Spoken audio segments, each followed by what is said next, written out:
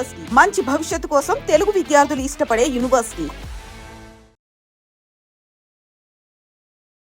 Hi guys, welcome to I dream. నేను మీ Chanakya. Guys, మరి ఎంతగానో మనము మోస్ట్ అవైటెడ్గా వెయిట్ చేస్తూ ఉన్న మూవీ కన్నప్ప మరి రిలీజ్ అయింది. ఆ మూవీకి సంబంధించి ఎలా ఉంది, పర్ఫార్మెన్సెస్ ఎలా ఉన్నాయి అండ్ అన్నీ మాట్లాడడానికి ఇప్పుడు మనతో పాటు కూడా సీనియర్ ఫిలిం క్రిటిక్ అలాగే సీనియర్ ఫిలిం జర్నలిస్ట్ అయిన భరద్వాజ్ గారు ఇప్పుడు మనతో పడినారు. మరి సార్ని అడిగి కన్నప్ప విశేషాలు ఏంటో అడిగి తెలుసుకోవాలి. హాయ్ సార్, నమస్తే సార్. సార్, కన్నప్ప చాలా సంవత్సరాల నుంచి వెయిట్ చేస్తూ ఉన్న అతిపెద్ద ప్రాజెక్ట్ మన తెలుగు ఇండస్ట్రీలోనే మరి రిలీజ్ అయింది. చాలా పెద్ద స్టార్ కాస్ట్. కానీ ఎలా ఉంది మూవీ అండ్ ప్రేక్షకుల్ని మెప్పించిందా? అంటే దూర్చేటి రాసినటువంటి కాళహస్తీశ్వర మహత్యంలో నుంచి ఈ కథని అడాప్ట్ చేసుకున్నానని చెప్పాడు ఆయన, మంచు విష్ణు గారు.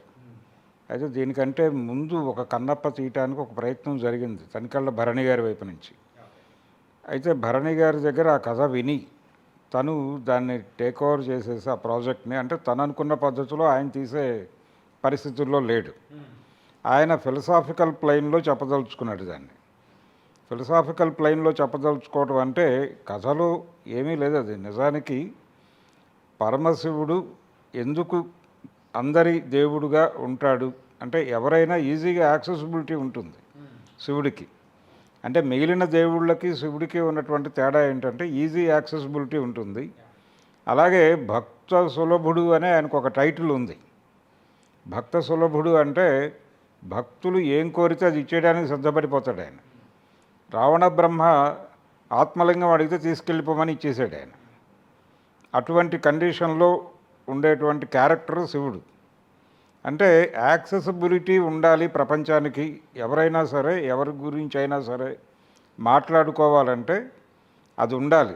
భక్త సులభుడై ఉండాలి దేవుడు అనే పాయింట్ని ఎందుకు పరమశివుడు అందరి దేవుడు అన్న పద్ధతిలో, అంటే ఏది పెడితే, నేను ఏది తింటే అదే పెడతాను నా దేవుడికి, అదే స్వీకరిస్తాడు ప్రసాదంగా అని భక్తుడు అనుకోగలిగి ఉండాలి.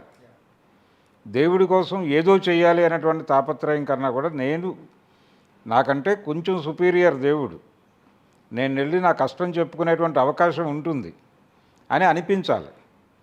అలాంటి ఆ రిలేషన్షిప్ని భక్తుడికి అలాగే మనిషికి దేవుడికి ఉండే రిలేషను, దీని మీద ఆర్గానిక్గా ఏదో ఆయన ఒక తక్కువ స్థాయి బడ్జెట్లో ఈ కన్నప్ప అనేటువంటి సినిమాని ఫిలసాఫికల్ లెవెల్లో తీయదలుచుకున్నాడు. నిజానికి బాపు గారు తీసినటువంటి భక్త కన్నప్పలో కూడా ఇన్నర్ మీనింగ్ అది ఉన్నప్పటికీ, అంటే డైలాగుల్లో అది నడిచినప్పటికీ సినిమాగా అది కొంచెం హై ప్రొఫైల్లోనే ఉంటుంది సినిమా. అలాగే కాళహస్తీశ్వర మహత్యం కూడా అంతే. అంటే కమర్షియల్ ఫార్ములాలను మిక్స్ చేస్తూ నడిచినటువంటి సినిమాలు అవి రెండు కూడా. అవి తీసేసి ఫిలసాఫికల్ లెవెల్లో చెప్పాలి అని తనికళ్ళ భరణి గారు అనుకున్నాడు. అనుకుని ఆయన ఒక ప్రయత్నం చేశాడు. సునీల్తో చేయాలనుకున్నాడు. సునీల్ కాదు అనుకున్నారు. తర్వాత వీళ్ళ చేతుల్లోకి వెళ్ళింది ప్రాజెక్టు. వీళ్ళ చేతుల్లోకి వెళ్ళాక ఈయన డ్రాప్ అయిపోయి వాళ్ళకి అప్పచెప్పేశాడు టోటల్గా. వాళ్ళు ఈ కథలో ఏం చూశారంటే పాన్ ఇండియాకి వెళ్ళగలిగినటువంటి స్కోప్ ఉంది ఈ కథకి అనేది చూశారు. అంటే ఒక రకంగా చెప్పుకోవాలంటే చిత్తం శివుడి మీద, భక్తి పాన్ ఇండియా మార్కెట్ మీద అలా గోచరించింది వాళ్ళకి. దీనిలో పాన్ ఇండియా మార్కెట్కి తీసుకెళ్ళదగ్గ ఎలిమెంట్స్ ఉన్నాయి అనేది పట్టుకున్నారు. అక్కడ వీళ్ళకి కనెక్ట్ అయింది ఏంటంటే ఇది ట్రైబ్ స్టోరీ కాబట్టి 4-5 ట్రైబ్స్ని ఇంక్లూడ్ చేసి వాళ్ళ మధ్య వైరాలు, గొడవలు, వాటి మీద కొంత డ్రామా నడపచ్చు. అలాగే ఇప్పుడు కాలకేయుడు అనే క్యారెక్టర్ ఒకటి ఉంటుంది బాహుబలిలో. అలాంటి ఒక బయట నుంచి వచ్చేటువంటి ఫోర్స్ ఒక దాడి చేస్తే ఇక్కడ వాళ్ళకు ఒక ఇంట్రెస్టింగ్ ఎలిమెంట్ ఏదో ఉండాలి. ఆ ఎలిమెంట్ ఏమిటి? వాయులింగం అనేటువంటి ఒక ఎలిమెంట్ని క్రియేట్ చేశారు ఇక్కడ.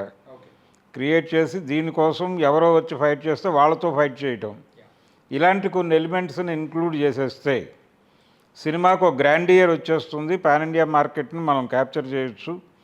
రెండోది, దీనిలో ఈ భక్తి తత్వము ఇవన్నీ కూడా ఇన్వాల్వ్ అయిపోయి ఉంటాయి కాబట్టి కథలో అంతర్లీనంగా, అంటే ఆయన చెప్పదలుచుకున్నటువంటి ఫిలసాఫికల్ ఐడియాలజీని కూడా యాజ్ ఇట్ ఈజ్గా క్యారీ చేశారు వీళ్ళు. క్యారీ చేస్తూ దీన్ని కొంచెం హైలైట్ చేశారు. ఈ కష్టం కోసం ఫస్ట్ హాఫ్ అంతా కసరత్తు నడిచింది. సెకండ్ హాఫ్లోకి వచ్చేసరికి 4-5 లేయర్స్లో కథ నడుస్తుంది. అంటే ఒక వార్ సీన్ ఎపిసోడ్ వరకు ఒక బ్లాక్ అనుకుంటే అక్కడ వరకు ఒక పద్ధతిలో వెళ్ళిపోతుంది సినిమా. ప్రభాస్ ఎంట్రీకి ముందు అంటే ఈయన నాస్తికత్వం నుంచి అటువైపుకి డైవర్ట్ అయ్యేటువంటి సందర్భం, ఆ సందర్భం క్రియేట్ చేయటానికి, అలాగే సినిమాకి ఏదైతే మూలకం అనుకున్నారో, ఏదైతే ప్రధానమైన ఎలిమెంట్ అనుకున్నారో, ఓ ఫిలసాఫికల్ ప్లైన్లో కథ నడపాలి అని ఆయన ఒరిజినల్ ఐడియా, దాన్ని ఇన్కార్పొరేట్ చేయాలనుకున్నప్పుడు ఒక 4-5 లేయర్స్లో కథ నడుస్తుంది. ఈ 4-5 లేయర్స్లో కథ నడుస్తూ ఉంటుంది. అది ఇంట్రెస్టింగ్గా అనిపించింది. అంటే ప్రభాస్ ఒకే సందర్భంలో 4-5గురితో కాన్వర్జేషన్లో ఉంటాడు. ఇక్కడ ఇతనితో కాన్వర్జేషన్ అంటే నాస్తికత్వంతో ఒక కాన్వర్జేషన్, అలాగే ఈయనలో మూఢభక్తి అని అంటారు. మూఢభక్తి అని ఒక పదం ఉంది. మూఢభక్తి కాదు అది.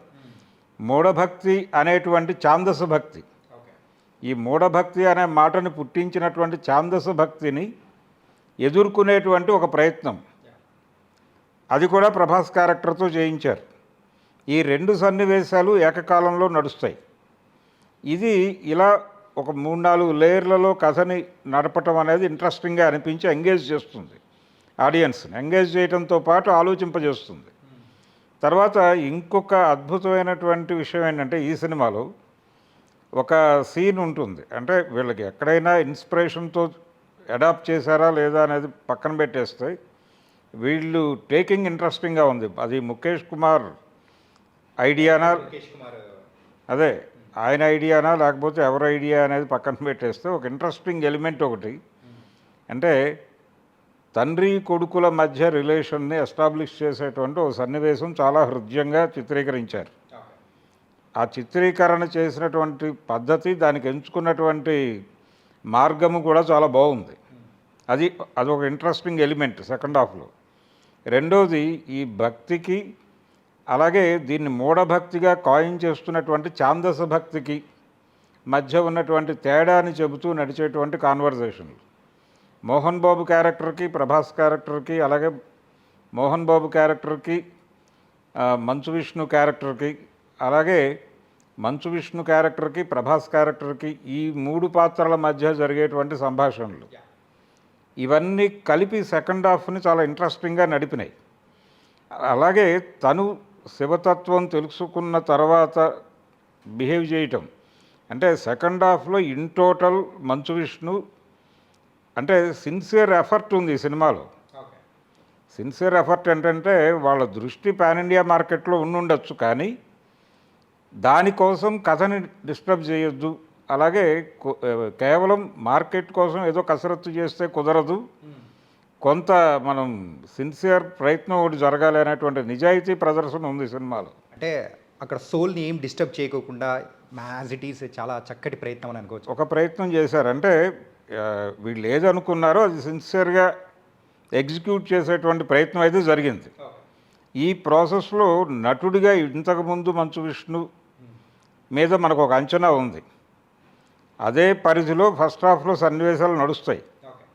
అక్కడ కొంత ఆడియన్స్ నుంచి కొంచెం కేకలు అలాంటివి వినిపించినాయి. కానీ సెకండ్ హాఫ్కి వచ్చిన తర్వాత ప్రధానమైనటువంటి కీలక సన్నివేశాల్లో అతని నటన చాలా మెచ్యూర్డ్గానే నడిచింది.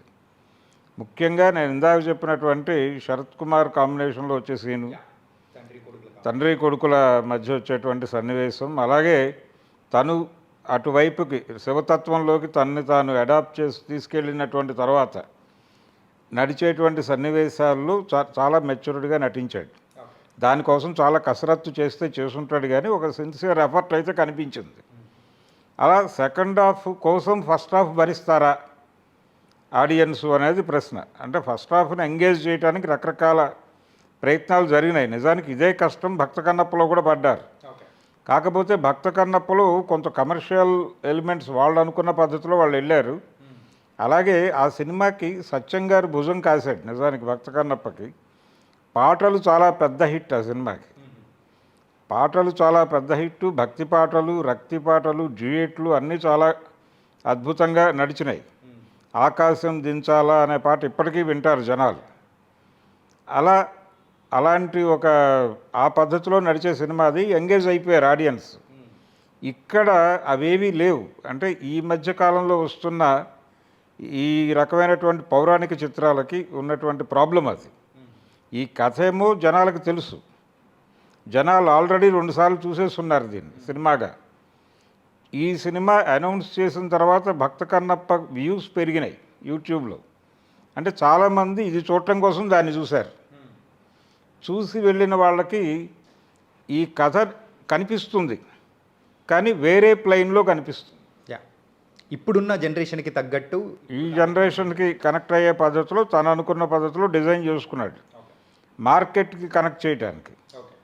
అలాగే కంటెంట్కి సంబంధించిన క్రిటిసిజం రాకుండా కూడా జాగ్రత్త పడ్డారు.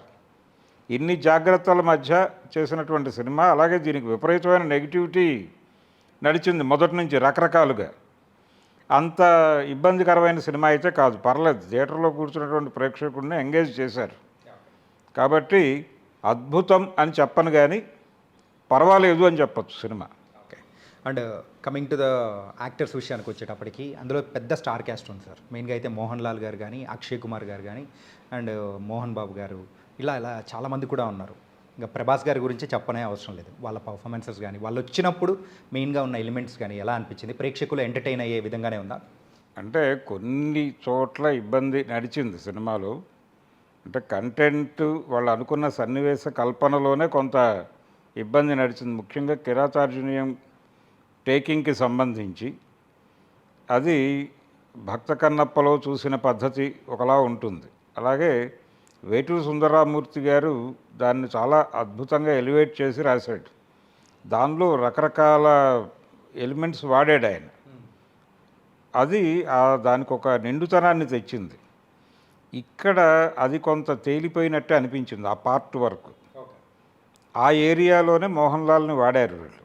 మోహన్ లాల్ని అక్కడ వాడటం వలన ఆయన ఇంపాక్ట్ ఏమిటి సినిమా మీద అనేది చెప్పడం కష్టం, కానీ తనకి ఇచ్చినటువంటి పాత్రని తన పరిధిలో ఆయన బాగా చేశాడు. అంటే మహాభారతానికి దీనికి లింక్ పెట్టడం, ఆ లింక్ కలిపేటువంటి పాయింట్ అదే. అది ప్రధానంగా ఇంకొంచెం బెటర్గా, అంటే ఒక 2-3 సార్లు దాన్ని రిఫర్ చేసి వెళ్ళుంటే బాగుండేది. ఏది పాత భక్త కన్నప్పలో ఆ పార్ట్ వరకు ఇంకొంచెం చూసి దానికి సంబంధించినటువంటి డీటెయిల్స్ వర్కౌట్ చేసుంటే బాగుండేది. అయితే వీళ్ళు అనుకున్న పద్ధతిలో వీళ్ళ దృష్టి పాన్ ఇండియా మార్కెట్, అందుకని దాన్ని కూడా కొంచెం మిస్టిక్ వేలోనే వెళ్ళాలి అనుకుని ఆ ఎలిమెంట్ క్రియేట్ చేశారు.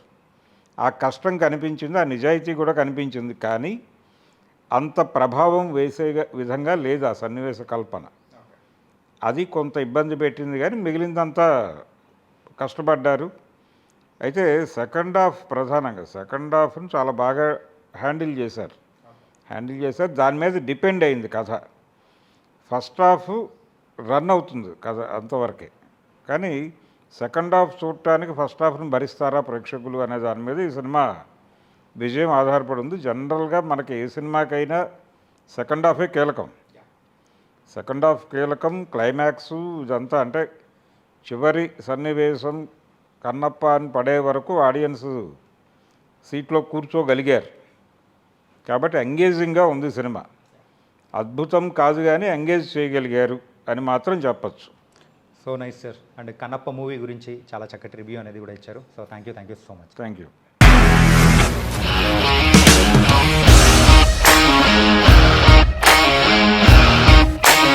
ఇండస్ట్రీలో కమిట్మెంట్ ఇష్యూస్ వస్తే నీకు కూడా వచ్చినట్టు? మార్నింగ్ తీసుకెళ్ళాలంటే కొట్టి పడేస్తారు.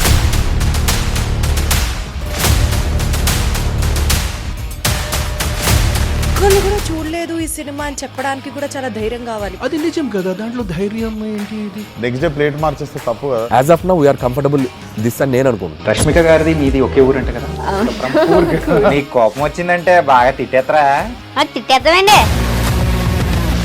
నిజంగా గేమ్ ని ఎలా చేంజ్ చేయగలిగారు? ఏపీఎస్ఎఫ్సి వాళ్ళకి 6 నెలల్లో నేను 6 లక్షలు కట్టా. బిజినెస్ చేయాలనుకుంటే it is as difficult as riding a tiger.